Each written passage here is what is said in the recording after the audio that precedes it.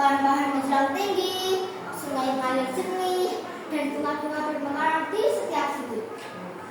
Semua hewan hidup dengan bahagia karena alam memberi mereka makanan, udara segar, dan tempat tinggal yang nyaman. Suatu pagi, Kancil berjalan menuju sungai untuk minum. Namun, ia tiba melihat air sungai yang berubah parut. Hah, kotor sekali. Wah, kenapa air sungai jadi kotor begini? Rumah Kancil. Ia berdaun bahkan bercampur dengan angin patah menumpuk di aliran sungai.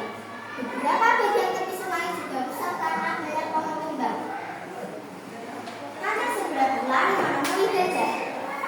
Gajah, gajah, sungai kita kotor. Kalau dibiarkan, semua hewan bisa kesulitan minum. Gajah mengaku setuju. Aku melihat banyak pohon muda rusak. Kalau hutan tidak dijaga, kehidupan kita semua bisa terancam. Mereka lalu memanggil sahabat-sahabatnya untuk berkumpul di bawah pohon beringin besar. Burung merpati terbang rendah sambil berkata, "Aku dari atas banyak ranting dan sampah anak menyumbat sungai setelah badai semalam." Kura-kura yang bijak berkata, "Kalau air tidak mengalir lancar, ikan akan sulit hidup, tumbuhan akan layu, dan kita semua akan kekurangan air." Kancil lalu berdiri di atas batu besar. "Sahabat-sahabatku, hutan adalah rumah kita. Kalau rumah kita rusak, kita semua akan menderita. Mari kita jaga alam agar kehidupan tetap berlangsung." "Setuju!" Semua hewan setuju. Hari itu juga mereka mulai bekerja sama. Gajah menggunakan belalainya untuk memindahkan kayu besar yang menghadapi sungai. Kancil dan kelinci-kelinci kecil mengumpulkan ranting-ranting ringan. Burung merpati membantu melihat bagian sungai yang masih tersisa dari udara.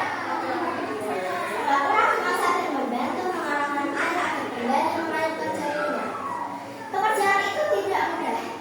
Matahari bersinar terik, tubuh mereka lelah, tetapi tidak ada satupun yang menyerah. Menjelang sore, airnya sudah mulai kembali jernih. "Lihat, airnya sudah jernih," seru burung merpati gembira. Namun masalah belum selesai. Beberapa hari kemudian, Kancil melihat banyak pohon kecil yang mati karena tanah di sekitar hutan mulai kering.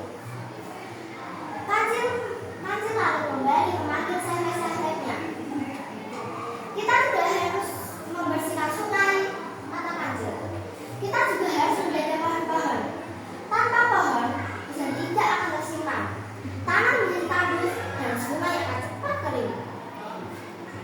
Gajah mengangguk setuju. "Benar, pohon adalah sumber kehidupan hutan."